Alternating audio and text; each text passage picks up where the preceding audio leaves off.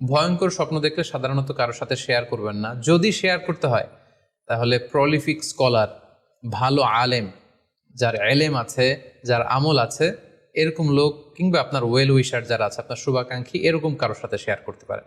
অর্থাৎ রাতে আপনি যা স্বপ্নে দেখেছেন দিনের বেলা সেটাই ঘটতে দেখেছেন।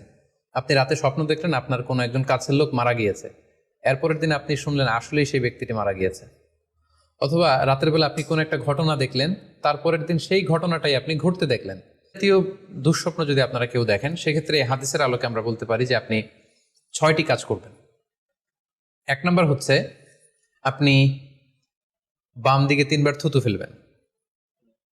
2 নম্বর হচ্ছে 3বার আপনি তাআউজ পড়বেন, অর্থাৎ আপনি পড়তে পারেন আউযু বিল্লাহি মিনাশ শাইতানির রাজিম, অর্থাৎ হে আল্লাহ, আমি বিতাড়িত শয়তানের ব্যাপারে আপনার কাছে পানাহ চাচ্ছি।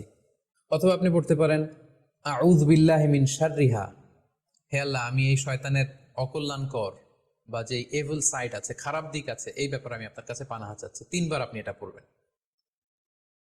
3 নম্বরে আপনি যদি আপনার ঘুমকে আবারও কন্টিনিউ করতে চান, তাহলে বা দিকে থেকে যদি স্বপ্ন দেখেন তাহলে আপনি ডান দিকে টার্ন করবেন। আপনি ডান কাতে ঘুমাচ্ছিলেন এরকম যদি হয় তাহলে বাম দিকে আপনি সরে যাবেন, অথবা যেখানে শুয়েছিলেন ওই জায়গাটা চেঞ্জ করে অন্য কোথাও শোবেন। 4 নাম্বার হচ্ছে আপনি যদি ঘুম আর কন্টিনিউ করতে না চান তাহলে আপনি অজু করে ফেলবেন। তাৎক্ষণিক আপনি আপনার ঘুম যদি আপনি কন্টিনিউ করতে না চান, অজু করে ফেলবেন এবং 2 রাকাত সালাত আদায় করবেন। 5 নাম্বার হচ্ছে এই স্বপ্ন আপনি কারোর সাথে শেয়ার করবেন না। এ ব্যাপারে আমরা সামনে বিস্তারিত বলছি। ভয়ঙ্কর স্বপ্ন দেখলে সাধারণত কারোর সাথে শেয়ার করবেন না। যদি শেয়ার করতে হয় তাহলে প্রলিফিক স্কলার, ভালো আলেম, যার এলেম আছে, যার আমল আছে, এরকম লোক, কিংবা আপনার ওয়েল উইশার যারা আছে, আপনার শুভাকাঙ্ক্ষী, এরকম কারোর সাথে শেয়ার করতে পারেন।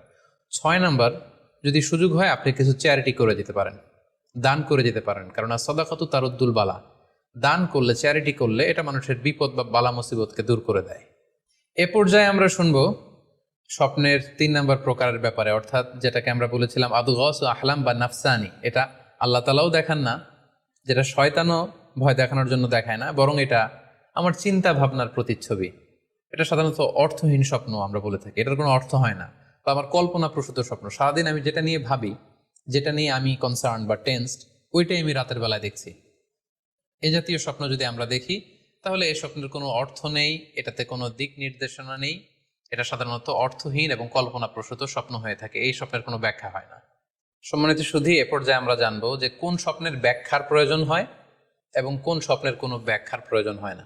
সাধারণত ব্যাখ্যা প্রয়োজন হয় কি হয় না, এদিক থেকে স্বপ্ন 2 ধরনের। এক হচ্ছে সরিহ, মানে ডিরেক্ট ড্রিম, যেটা সুস্পষ্ট, অর্থাৎ রাতে আপনি যা স্বপ্নে দেখেছেন দিনের বেলা সেটাই ঘটতে দেখেছেন।